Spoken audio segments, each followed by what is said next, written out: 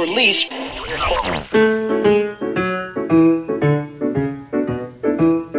ყოველ შაბათს საღამოს 5 საათზე სამხატვრო აკადემიის რადიო მელომანზე პოზიტიური ისტორიები ნეგატივასგან.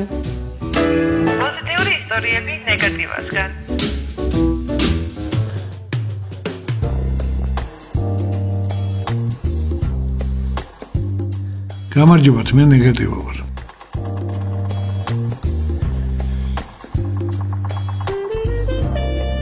მე მოვჭი უკვე საუბარს მაკარტიზმზე, მაგრამ დღევანდელი გადაცემა მე მინდა მიუძღვნა იმას, რომ საუბედუროთ მაკარტიზმის ახალი ფორმა ელის ამერიკას ჩემის აზრით.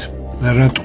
უბრალოდ ის რაც ხდება ახლა მსოფლიოს ბევრ დემოკრატიულ ქვეყანაში, ესე ადვილად არ დამთავრდება. თუნდაც ის ფაქტი რა დღეს, როდესაც არ შეიძლება ტელევიზორში თქვა თურმე რომ ტერაქტი მოახდინა არაბმა ისლამისტმა ტერორისტმა, ეს არა პოლიტკორექტულია. არ შეიძლება აგინო უოლ-სტრიტის ხალხს, რადგან ისინი ხალხისთვის იბრძვიან. ელემენტარულად მოდი დავფიქრდეთ, რა საფუძველზე წამოიშვა ამერიკა. ამერიკის წარმოშობის ერთ-ერთი მთავარი ლოზუნგი იყო არანაირი გადასახადი თუ არა გვაქვს უფლებები.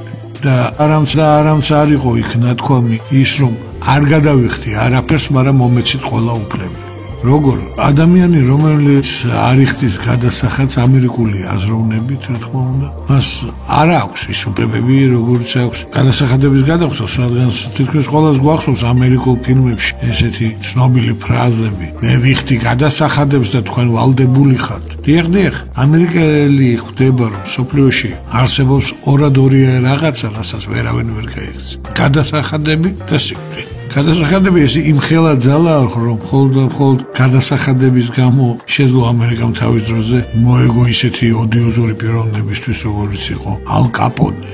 და აი ზუსტად ამაზე მაქვს ჩემი ლაპარაკი. ამერიკაში ეხლა ძლიერდება ესეთი პოლიტიკოსების პოზიცია, რომელიც ამერიკის წარმოქმნის და ამერიკული იდეის საფუძვლებს ებრძვიან. თუნდაც ის რაც ღირს, რომ სამი გენიალური მერის შემდეგ ესენი არიან როკფელერი, ჯულიანი და ბლუმბერგი. ნიუ-იორკში მოვიდა ძალიან საინტერესო მერი, დე ბლეიზიო, რომელიც ამბობს, რომ ამერიკა ვალდებულია ლამის, რომ გადაიღოს ნიკარაგუის სამედიცინო სტრუქტურა, რადგან ნიკარაგუაში მან მიხვდა თუ როგორ უნდა იყოს აგებული სამედიცინო სტრუქტურა. აგრეთვე დე ბლეიზიო იძახის, რომ რატო არის საჭირო გარლემის ეთნიკურად უმცირესობით დასახლებულ რაიონებში უფრო მეტი პატრული, ვიდრე თეთრ რაიონებში. ელემენტარული ფაქტი ის, რომ ეთნიკურად უმცირესობებით დასახლებულ რაიონებში დანაშაულებრივი ფონი უფრო მაღალია, ამას ეს პოლიტიკოსები ხსნიან ძალიან ბანალური რაღაცით. იქ უფრო მეტ დაპატიმრებას აწარმოებს ნიუ-იორკის პოლიციის დეპარტამენტი. კითხვა ერთი ისა, რატო აწარმოებს ნიუ-იორკის პოლიციის დეპარტამენტი უფრო მეტ დაპატიმრებას ეთნიკურ რაიონში, იმიტომ რომ ხდება უფრო მეტი დანაშაული. მხოლოდ ეგ არის.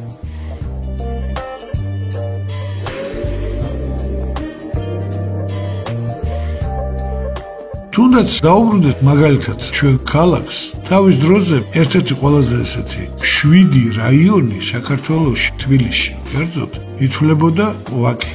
და მიზეზი ამის არა ის იყო, რომ ვაკე პრესტიჟული და ისეთი რაიონი იყო, არა. უბრალოდ მოდით დავფიქრდეთ, როგორ წარმოიშვა რაიონი ვაკე.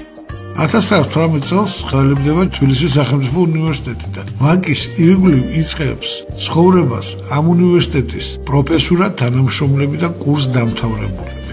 შესაბამისად, ამ რაიონის სკოლებშიც კი მოთხოვნა განათლების დონისა საერთო საშუალო ფონი იწევს მაღლა. ამ მხრივ ამ რაიონში ანტისოციალური ქმედებებს უფრო მეტი განკიცხვა.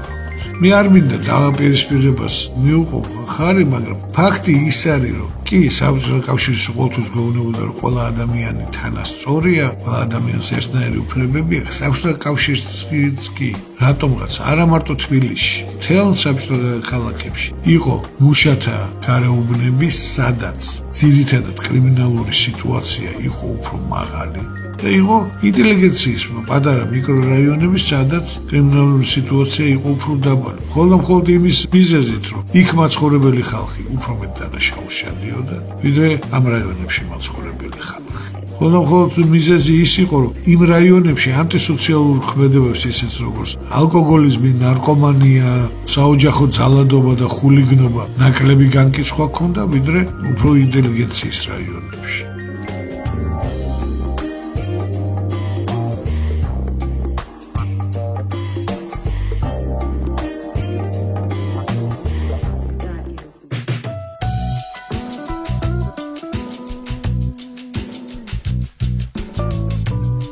ზუსტად ამის ამსახველია იგივე ეს ნიუ-იორკის ისტორიები, რადგან მოდი ვაღიაროთ გარლემი და ესეთი გარე უბნებში იქ თეთრი მოსახლეობის საკმაოდ დიდი მიკრორაიონებიც არის, მაგრამ რადგან ეს არის დაბალი ფენის ხალხის, როგორ დაბალი შემოსავალის ფენის ხალხის რაიონები, ამ რაიონებში კრიმინალური სიტუაცია უფრო მაღალია. მე არ ვამბობ, რომ მუშათა კლასი უსათაოდ დამნაშავეა. მშვენიერი რაიონები არსებობს ამერიკაში, მაგალითად, იქსაც მუდმივი სამუშაოს მქონე ხალხი ცხოვრობს, სადაც კრიმინალური სიტუაცია აბსოლუტურად გასწორებულია, რადგან ადამიანები, რომლებიც თავისი შრომით და თავისი დოვლათით აღწევენ თავის კეთილდღეობას, ისინი ვერ აიტანენ ვინმეს ანტისოციალურ ქმედებას. მაგრამ სადაც უმრავლესობა თვლის, რომ ანტისოციალური ქმედება საპატიოა, რა თქმა უნდა, კრიმინალური სიტუაცია ფუჭდება. და ჩვენ ბრუნდებით თუნდაც იქ, სადაც ვიყავით, რატომ აღარ გვინდოდა ქურდული იდეოლოგიის ძლიერება საქართველოში.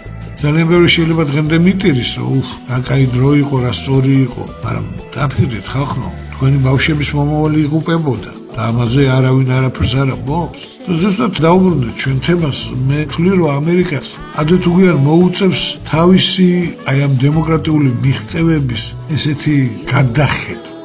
კი, მე აბსოლუტურად ვეთანხმები ადამიანის უფლებების დეკლარაციას, მაგრამ ადამიანის უფლებების დეკლარაციაში არ წერია, რომ არაფრის მაქნისი ზარმაცი ადამიანის კვება არის სხვა მოქალაქეების ვალდებულება.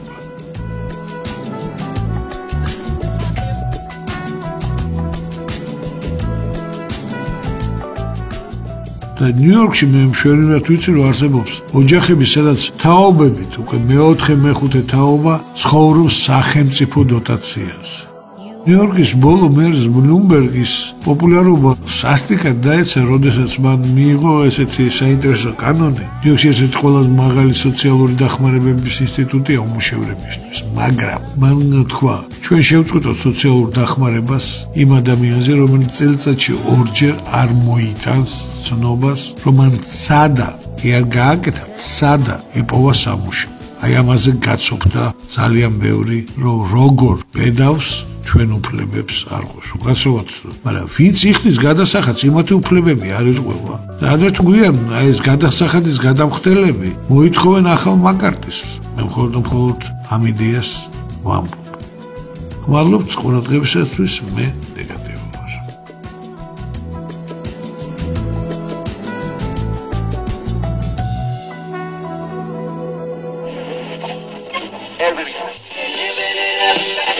Or least